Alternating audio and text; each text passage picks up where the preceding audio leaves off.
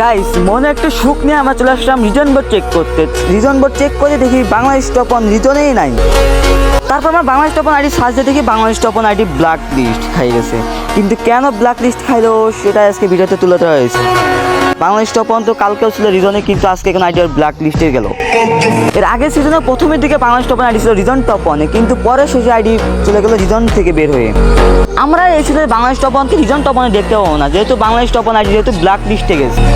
এই season reason 2 আছে it's কাব্য 9507+ নিয়ে আছে রিজন 2 ইটস কাব্য। এই সিজন রিজন 1 আছে মেহেদি ভাই 9876+ নিয়ে আছে রিজন 1 এ। গাইস এই সিজনে নেপালের মোস্ট পপুলার ইউটিউবার টন্ডে আমার রিজন টপ 8 এ উঠেছে। 8278+ নিয়ে আছে রিজন টপ 8 এ টন্ডে আমার। গাইস কালকে ছিল অনেকের আইডি ছিল রিজনে, কিন্তু মাগার আজকে সবার আইডি ব্ল্যাক লিস্টে চলে গেছে রিজন 100। গাইস বাংলাদেশ টপ অন আইডি কেন ব্ল্যাক লিস্ট খেলো, এবং কালকে যারা যারা রিজন ছিল তাদের আইডি কেন ব্ল্যাক লিস্ট খেলো। যদি ফুল ভিডিও দেখতে চাও তাহলে আমার টিকটকের বাড়িতে ইউটিউব চ্যানেলের লিঙ্ক দেওয়া আছে, ওইখানে যে ইউটিউবে ফুল ভিডিও তোমরা দেখে নিও। এবং যারা যারা আমার সাথে অ্যাড হবা কমিউনিটি ইউডিও দিও, আমি সবাইকে তোমাদের সাথে অ্যাড করবো। এবং আমার তোমরা ইউটিউব চ্যানেলটা সবাই সাবস্ক্রাইব করে দিও, টিকটক চ্যানেলটা সবাই ফলো দিও।